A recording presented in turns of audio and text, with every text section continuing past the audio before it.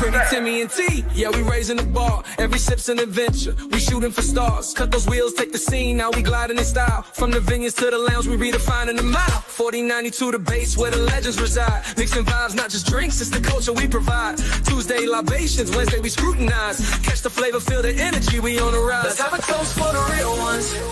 Let's have a toast for the real. Let's have a toast for the real ones. Let's have a toast for the real. Let's have a toast for the real ones. Let's have a toast for the real. Let's have a toast for the real. Yeah. Have a toast for the real ones. Have a toast for the real.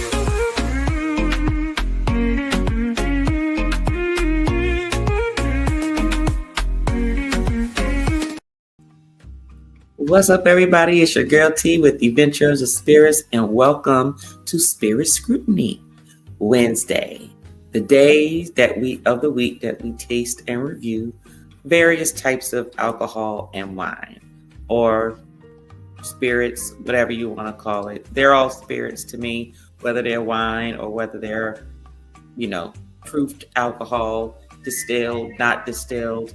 However, thank you all for being here. Today, we will be tasting and reviewing Old Grandad Bottled and Bond whiskey.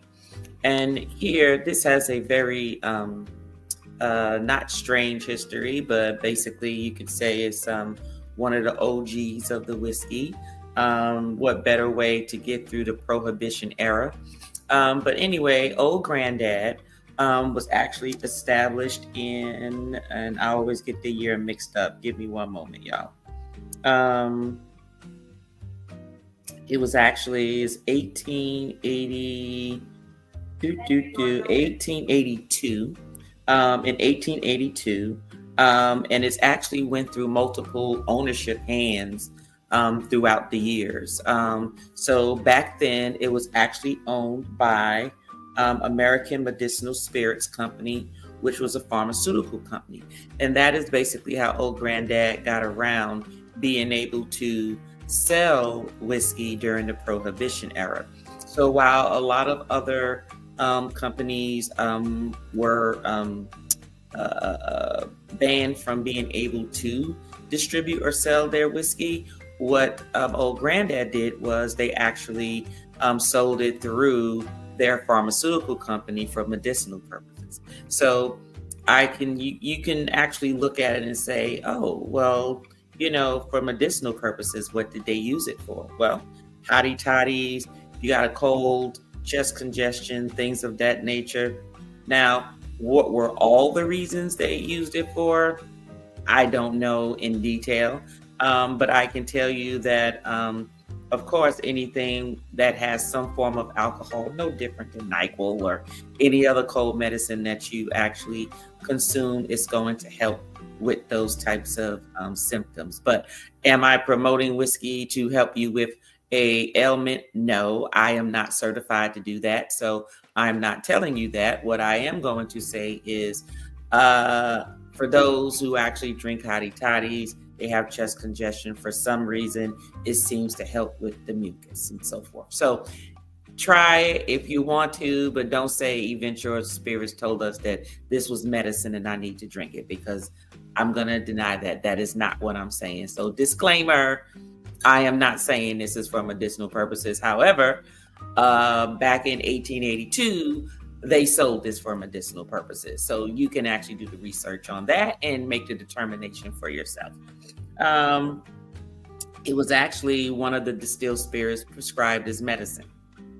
So let me give you just some information that I did pull up about this whole thing during the Prohibition era. It was actually, so the Wathen family is the one who actually formed the American Medicinal Spirits Company, which is what Old Grandad was sold through and allowed to bottle it. It wasn't until, let me see, what year was this?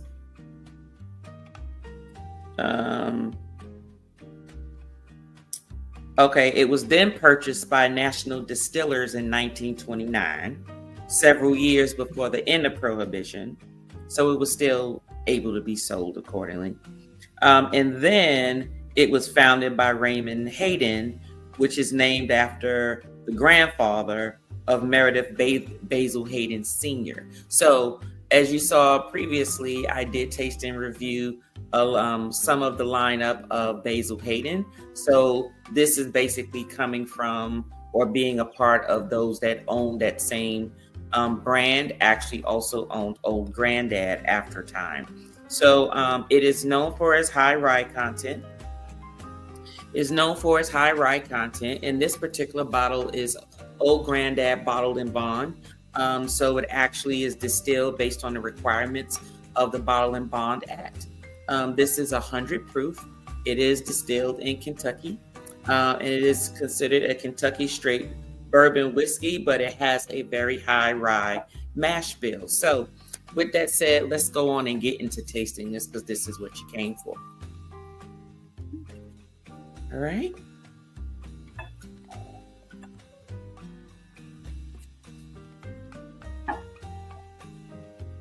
All right. You can see the color is gold amber color. And you do smell the rye. And of course you smell your usual, what you would smell with bourbon. You get your caramels and your vanillas and your oaks. This one, because of the rye and I'm assuming how it's distilled, it also gives off of a, I don't know, it's almost like a peach to me. That's what it smells like. This gives off like a sweet fruit smell. Each nostril gives me something different. But let's go ahead and taste it, shall we?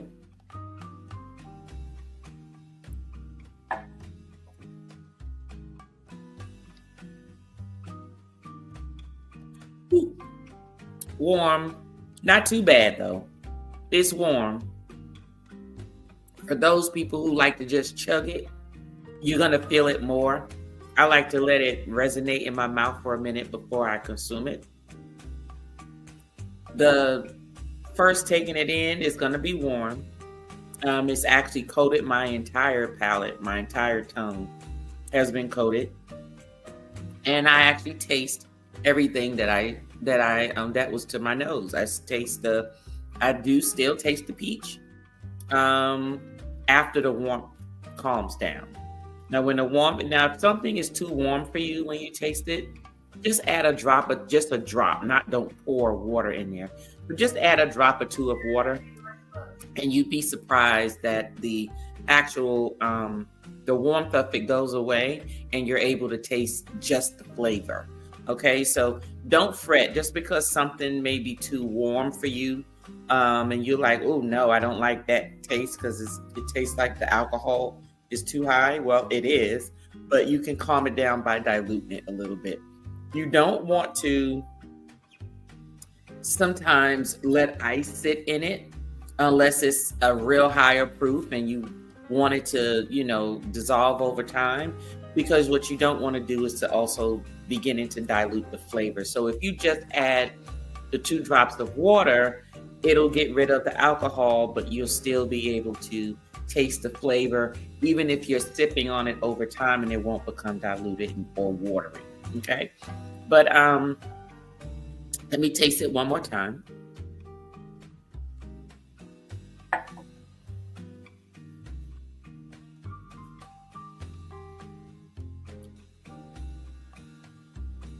Now, after the first shock of the warmth, right? Now I can tell you, taste everything that I smelled. You get your caramel.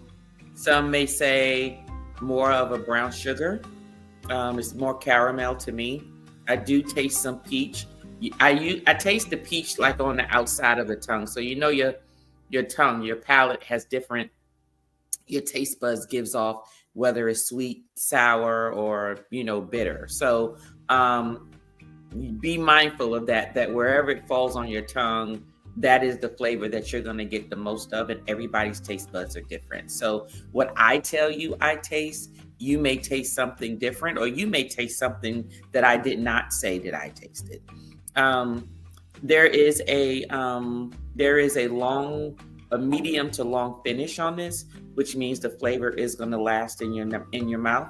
So it's definitely for sipping, because when you are drinking for flavor, just be mindful of that. If you're drinking for flavor, then you want to make sure that you want to prolong if you're going to sip it over time.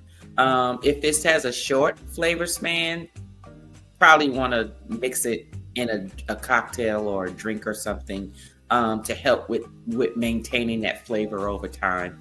But other than that, this Grandad, I would definitely recommend.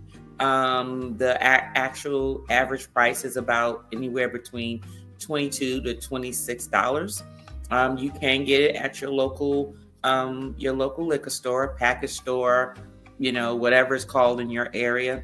Please know that this is like the original Old Grandad. There is an Old Grandad, I believe is it 114? Hold on a second. I'll tell you in a second which one it is. I believe it's Old Grandad 114. Where is it? I can't get that number right. I see it. I see it in my head, but what is the number? Old Grandad 114. That's what it is. I haven't tried the one for Old Grandad 114, but I will try it with that one because I have the original one from 1882. I would prefer to taste the 114, maybe if someone else has it, and let me taste it before I actually buy it. Since I already have an Old Grandad. But I'll see, and I'll let you know when I do taste it.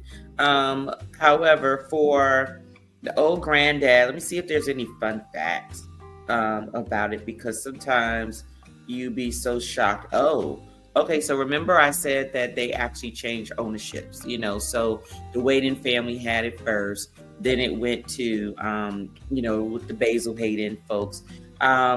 Then now, as of today, in 1987, it then was sold to Fortune Brands, which later then became Beam, then Beam Suntory, and finally Suntory Global Spirits.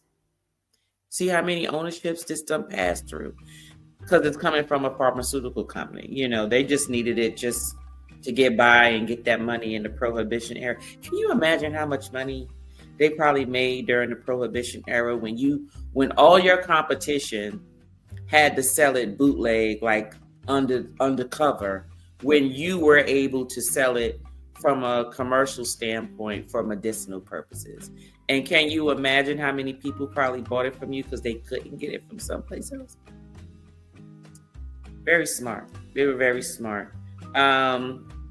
So the brand has also changed over the years. National is also part of the National Distillers Group, but as of right now, Beam Suntory is the owner of Old Grandad.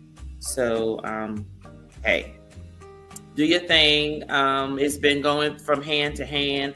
I don't know if the taste has changed. However, I do know that if you see the word bonded on there, that means that it did go through a bottled and bond requirement in order for it to have that on there. So there usually, when it has to go through certain requirements, usually there's usually a guaranteed consistency of how it's distilled, how it's bottled, and so forth. In terms of the high rye content, it basically, the high rye mash bill is what gives it its flavor. I actually like the flavor of this. So if you are a rye drinker, you'll like this. Now, it may not be as strong as like a total rye type whiskey, but for someone maybe entering the rye whiskey line, this would be a good transition one for you. Old Grandad has two different proofs. This is 100. And their other one, the 114, is based on this proof. That is what the proof is, 114 proof. Just know that the The high proof, the 114, from what it says here, is that it's known for its high proof, and it also has that Jim Beam nutty flavor. So if you don't like that nutty flavor, if you do like Jim Beam, then Old Granddad 114 may be is more right up your alley. This one doesn't have a nutty flavor. There's no nutty flavor in this one. You're gonna get more of the fruits, not to be confused with sweet. This is not a sweet whiskey for those who like sweet beverages, but definitely something I would recommend. Would I buy it again once it's depleted? Yes, this is something I would keep on my bar, just like I would keep Maker's Mark, just like I would keep a bottle of Bacardi. However, I've been introduced to Don Q, which seems to be a good alternative to the basic white Bacardi. So I'm actually going to try that out and see if that will replace the Bacardi. But what are your bar staples or your home bar staples at home? What are your staples for vodka? What are your staples for gin? What are your staples for rum? What are your staples for whiskey, bourbon, tequila? What are your staples for those liquors at your house, where this is exactly what I'm going to buy no matter what, and everything else is just, as you explore. Everybody has their favorites that they always have on their bar. So put that down in the comments. I'm very interested to see if there's a lot of similarities between what people keep on their bar versus what people just get on an as-needed basis. But until then, thank you for joining me this evening. If you did enjoy this segment, please hit that like button and please subscribe if you would like to see more content such as this. We go live, and I say we because my husband and I actually have this channel. However, Wednesday Spirit Scrutinies are my segments. Our Tuesday libations, we do cocktails, and I also have a secret sip where I actually go out to different speakeasies, and you all just have to guess where I am. Where towards, I think it's after a couple of sessions, then I'll be looking to see who was the first ones to guess correctly, and those individuals will win a prize. That individual will win a prize. So with that said, thank you so much for joining me this evening on Spirit Scrutiny, and I'll see you next Wednesday. See ya. Cheers. For the real one. For the real one. For the real one. Have a toast for the real ones. Let's have a toast for the real ones. For the real ones. For the real ones. Let's have a toast for the real one. For the real. Let's have a toast for the real ones. For the real ones. Let's have a toast for the real. Have a toast for the real ones. Have a toast for the real. For the real one. For the real one. Have a toast for the real.